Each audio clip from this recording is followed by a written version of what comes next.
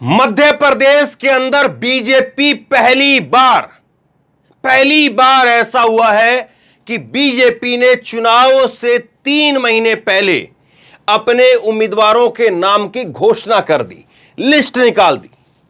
लेकिन जैसे ही ये लिस्ट निकल करके सामने आती है मध्य प्रदेश के अंदर, उसके बाद में मध्य प्रदेश से एक बयान सामने आता है और कहा जाता है कि मध्य प्रदेश में बीजेपी हरियाणा में मेवात के अंदर जिस तरह से दंगे हुए, उस तरह का माहौल, मेवात की तरह से माहौल, वो माहौल मध्य प्रदेश के अंदर बीजेपी करवा सकती है। यह बयान निकल करके सामने आता है और इसके बाद में खबर और निकल करके सामने आई। खबर यह कि देश के गृह मंत्री अमित शाह साहब जिन कैंडिडेटों के नाम की घोषणा हुई है, उनको 2 दिन बाद में यानी 21 अगस्त को मध्य प्रदेश की राजधानी भोपाल के अंदर बुला रहे हैं और भोपाल में उन कैंडिडेट की एक खास तरह की वहां पर तैयारी करवाई जाएगी, एक खास तरह की ट्रेनिंग करवाई जाएगी। मध्य प्रदेश की खबरें आज सुर्खियों में है। पहली बार बहुत कुछ ऐसा हो रहा है जो मध्य प्रदेश की चुनावी राजनीति में सीधे तौर पर जिनकी धमक सुनाई दे रही है।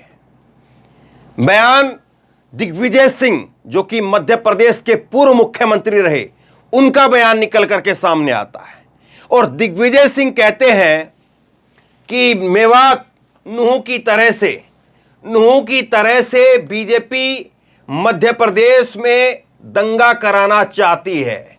यह दिग्विजय सिंह का बड़ा बयान है। नूह की तरह से मध्य प्रदेश में भी दंगा कराना चाहती है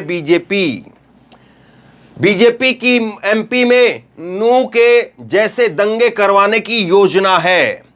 दिग्विजय सिंह ने आज एक कार्यक्रम के अंदर भोपाल में इस बात को कहा है और भोपाल में ही 2 दिन बाद में अमित शाह अपने उन तमाम उम्मीदवारों को एक ट्रेनिंग देंगे और वो ट्रेनिंग क्या होगी, किस तरह से होगी, आगे आपको बताता हूं। लेकिन यह खबर मध्य प्रदेश की राजनीति में हड़कंप पैदा कर रही है। इस खबर ने जो है वो सनसनी फैलाई हुई है कि क्या वाकई ऐसा कुछ मध्य प्रदेश में भी हो सकता है।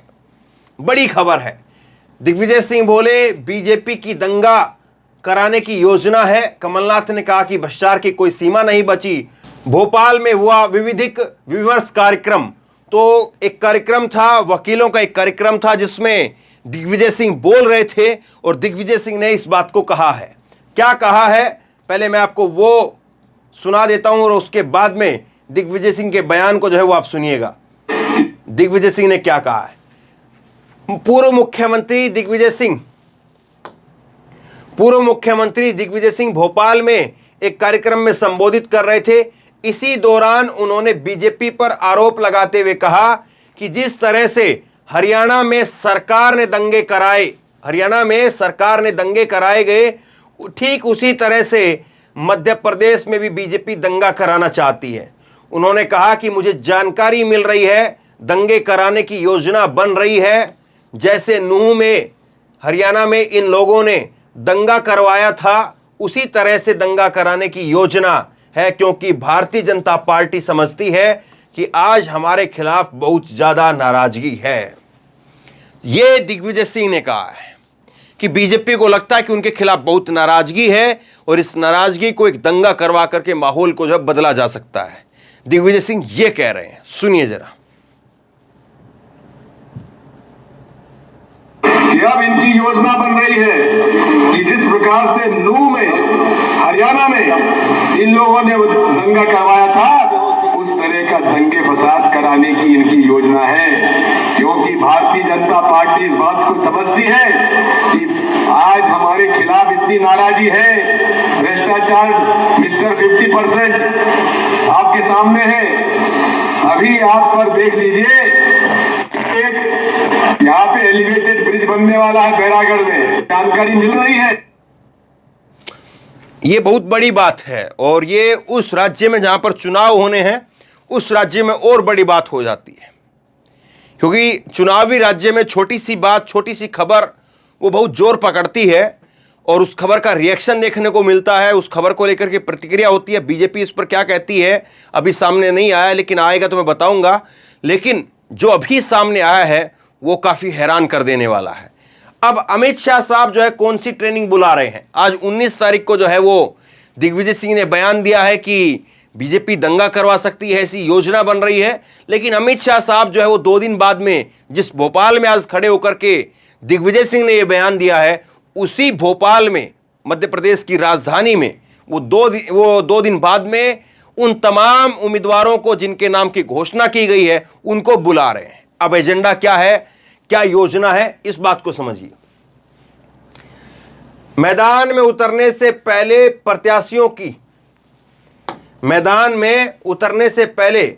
प्रत्याशियों की ट्रेनिंग कराएंगे अमित शाह। एमपी में नया प्रयोग, हारी हुई सीटों के उम्मीदवारों को भोपाल बुलाया गया है। केंद्रीय गृह मंत्री अमित शाह ने मध्य प्रदेश में बीजेपी के लिए एक नई रणनीति बनाई है। इसके तहत प्रत्याशियों को खास ट्रेनिंग दी जाएगी और इसके लिए सभी कैंडिडेट को 21 अगस्त को भोपाल बुलाया गया है। भोपाल से अपने क्षेत्र में लौटने से लेकर मतदान और चुनाव परिणाम आने तक का पूरा कैलेंडर बना करके उन्हें दिया जाएगा। पार्टी ने इसके लिए ट्रेनर्स भी बुलाए हैं। मध्य प्रदेश बीजेपी ने चुनाव के 3 महीने पहले अपने उम्मीदवार घोषित करना शुरू कर दिए हैं। गुरुवार को 39 उम्मीदवारों की पहली लिस्ट जारी की गई। इसमें सभी हारी हुई सीटों पर उम्मीदवार घोषित कर दिए गए हैं। इन सीटों पर को बीजेपी आकांक्षी विधानसभा मानती है और अब अमित शाह अपनी नई रणनीति पर काम कर रहे हैं। बीजेपी अपने सभी प्रत्याशियों को media management, social media handling, कार्यकर्ताओं के साथ में coordination, daily report, risk management, feedback system, बतौर अभ्यर्थी फॉर्म भरने की प्रोसेस से लेकर के मतदान की जानकारी देगी। ये जो है वो अमित शाह साहब की जो है वो योजना है। वो कह रहे हैं कि हम उन तमाम उम्मीदवारों को, जो 39 सीट हमने डिक्लेयर की हैं, वो 39 सीट पर जो उम्मीदवार उतारे गए हैं, जो हारी हुई सीटें हमारी, उन पर सारे उम्मीदवारों को हम भोपाल में बुला रहे हैं और उनको एक ट्रेनिंग दे रहे हैं। कुछ चीजें समझ से परे हैं, जैसे कि 39 कैंडिडेट की लिस्ट निकाली गई और लिस्ट निकाल करके उसके बाद में गुरुवार को लिस्ट निकाली गई और अब जो है वो 2 दिन बाद में 21 तारीख को जो है वो अमित शाह ट्रेनिंग देंगे। तो ऐसा क्या है कि इन्हीं उम्मीदवारों को ट्रेनिंग दी जा रही है? क्योंकि बीजेपी ने लिस्ट पहले निकाल दी है तो जाहिर सी बात है 15-20 दिन में दूसरी लिस्ट में निकलेगी। तो क्या अमित शाह जी फिर वो और दूसरे कैंडिडेट आएंगे, उनको अलग से जो है ट्रेनिंग देंगे? देश के गृह मंत्री हैं, वो बीजेपी के पार्टी अध्यक्ष नहीं हैं, उनके काम बहुत सारे हैं। ये काम जेपी नड्डा साहब को दिए जा सकते हैं। क्या ऐसी खास वजह है कि इन्हीं जो उम्मीदवार है उन्हीं को ट्रेनिंग दी जा रही है? क्या फिर उसके बाद में नए उम्मीदवार आएंगे उनको ट्रेनिंग दी जाएगी? या फिर इसका मतलब ये माना जाए कि ये उम्मीदवार की जो है वो घोषणा कर दी गई, 39 उम्मीदवारों की घोषणा कर दी गई, इनको अमित शाह साहब जो है वो ट्रेनिंग दे देंगे और इसके बाद में अब जो उम्मीदवारों की डिक्लेयर जो और करना है वो नहीं होगा, नए उम्मीदवारों की घोषणा नहीं की जाएगी। बाकी उम्मीदवार जो है वो चुनाव के समय पर जो है वो जिस तरह से होता है सामान्य तौर पर, उसी तरह से उनकी घोषणा की जाएगी। इसलिए इन हारी हुई 39 सीट को जिताने के लिए अमित शाह साहब ट्रेनिंग दे रहे हैं। इस बात को ऐसे समझा जा सकता है। लेकिन एक बड़ी रोचक चीज है जो आजकल बार बार जो है वो बोली जा रही, बार बार इस तरह के बयान दिए जा रहे हैं। एक बयान जो है वो दिया गया है अभी यहां पर जो है वो दिग्विजय सिंह की तरफ से। दूसरा इसी तरह का एक बयान सामने आता है कुछ समय पहले, वो बयान निकल करके सामने आता है सत्यपाल मलिक का। और सत्यपाल मलिक कहते हैं कि बीजेपी चुनाव जीतने के लिए राम मंदिर पर हमला करवा सकती है, बीजेपी के किसी बड़े नेता की हत्या करवा सकती है। यह भी बयान बहुत इंपॉर्टेंट है। और उसी तरह का बयान जो है कि बीजेपी सरकार बनाने के लिए प्रदेश के अंदर, मध्य प्रदेश के अंदर हमला करवा सकती है, एक जो है वो दंगे जैसे माहौल करवा सकती है, उसी तरह का बयान जो है वो दिग्विजय सिंह की तरफ से दिया गया है। अब जो समझने वाली चीज है वो ये है कि क्या वाकई विपक्ष के नेताओं को लगता है कि इस प्रकार की चीजें करवा करके बीजेपी जीत सकती है, या इस प्रकार की चीजें होती हैं तो बीजेपी के नेताओं को फायदा होता है, या इस प्रकार की चीजें बीजेपी के द्वारा ही करवाई जाती हैं। ये विपक्ष के नेताओं में क्या धारणा बन गई है। दूसरी बात ये कि क्या जिस तरह से तमाम सारे लोग कहते हैं कि पुलवामा के बाद 2019 का जो है वो चुनाव बदल गया, और पुलवामा से पहले देश के अंदर कुछ और माहौल था, और पुलवामा के बाद में देश में कुछ और माहौल हो गया, और उसी का फायदा उठा करके वही फॉर्मूले को रिपीट करके फिर से जो है बीजेपी इस चीज को जो है चुनावी फार्मूला जो है बनाना चाह रही है। हालांकि देखिए, चुनावी फॉर्मूले जो है बड़े रिपीट होते हैं, जीत के जो फॉर्मूले होते हैं उनको जो है दोहराया जाता है, लेकिन पुलवामा को जीत का फॉर्मूला बताया जाए ये बड़ा दुर्भाग्यपूर्ण होगा। और पुलवामा को ये कहा जाए कि पुलवामा जीत का फॉर्मूला है, उसको दोहराया जाए हर जगह पर, ये उससे भी ज्यादा दुर्भाग्यपूर्ण होगा। क्योंकि कोई ये नहीं चाहता है कि किसी पार्टी की जीत के लिए हमारे नागरिकों को या हमारी सेना को जो है मोहरा बनाया जाए, या उनको जो कोई क्षति पहुंचाई जाए, और ना ही बीजेपी इस बात को चाहती होगी। लेकिन विपक्ष के नेता बार बार इसी तरह के बयान दे रहे हैं। इसके पीछे गणित क्या है, इसके पीछे उनकी समझ क्या है, यह समझना चाहिए। जब सत्यपाल मलिक ने बयान दिया, सत्यपाल मलिक ने कहा कि बीजेपी राम मंदिर के ऊपर हमला करवा सकती है, बीजेपी किसी बड़े नेता की हत्या करवा सकती है, तो बीजेपी की तरफ से जो प्रतिक्रिया निकल करके सामने आई, अगर वो सुनेंगे तो आप कहेंगे कि ये बीजेपी कह रही है। सरकार में है, उनको थोड़ी गंभीरता दिखानी चाहिए, और उनके ऊपर जब इतने बड़े गंभीर आरोप लग रहे हैं तो जाहिर सी बात है थोड़ी उसमें गंभीरता झलकनी चाहिए। बीजेपी की तरफ से सत्यपाल मलिक के इस बयान को लेकर के कहा गया कि सत्यपाल मलिक को ओटीटी के कार्यक्रम लिखने चाहिए, उनके राइटर के रूप में काम करना चाहिए। ओटीटी का मतलब यह है कि जो आप ये सीरीज वाली जो फिल्में देखते हैं नेटफ्लिक्स पर और तमाम अलग अलग प्लेटफॉर्म के ऊपर, जैसे कि ये वो कौन सी फिल्म आई, वो सीरीज आई है, वो मिर्जापुर एक सीरीज आई, उससे पहले एक आश्रम एक सीरीज आई। तो जो सीरीज आती है, बड़े बड़े सीरियल आते हैं, वो कई जो है वो भाग में फिल्में या नाटक रहते हैं। तो बीजेपी कह रही है कि सत्यपाल मलिक को उस ओटीटी वाले प्लेटफॉर्म पर जाकर के कंटेंट राइटर का काम करना चाहिए। समझ में यह बात नहीं आती है कि इतने बड़े बयान को, इतनी बड़ी चीज को कोई इतने हल्के में कैसे ले सकता है, कि सत्यपाल मलिक इतनी बड़ी बात कह रहे हैं, और कोई सामान्य आदमी अगर इस तरह की बात कह दे, अगर हम आप में से कोई अगर कोई बात ये कह दे, उसका समर्थन भी कर दे कि हाँ वाकई ऐसा होगा ही होगा, तो हो सकता है कि उसके ऊपर 4-5 धाराएं लगवा दी जाए, उसको पुलिस पकड़ करके ले जाए, उठा करके ले जाए। सत्यपाल मलिक से क्यों नहीं पूछताछ हो रही है? क्या सत्यपाल मलिक से इसलिए पूछताछ नहीं हो रही क्योंकि बीजेपी को लगता है कि उनको छेड़ करके जो है वो ज्यादा नुकसान होगा, इसलिए वो जो बोल रहे हैं बोलने दीजिए, उनको इग्नोर करके रखिए? सवाल ये भी हो सकता है, समझ ये भी हो सकती है उसकी। सत्यपाल मलिक का एक बयान और है, मैं आपको दिखाता हूं। नूह में जब हिंसा होती है तो सत्यपाल मलिक कहते हैं, नूह हिंसा पर उन्होंने जो बयान दिया उसको सुनिए। सत्यपाल मलिक ने कहा कि मैं जाट एरिया से आता हूं, वहां जाट सांस्कृतिक तौर पर आर्य समाज की जीवन शैली में विश्वास करते हैं और पारंपरिक तौर पर बहुत धार्मिक नहीं होते हैं। न ही इस क्षेत्र के मुसलमान बहुत पारंपरिक दृष्टि के होते हैं।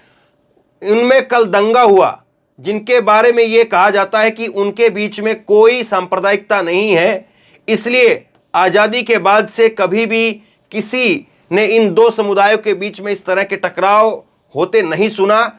अब ये हो रहा है और ये दंगा जानबूझकर के बढ़ाया जा रहा है, और ये हमले 2024 तक और बढ़ेंगे।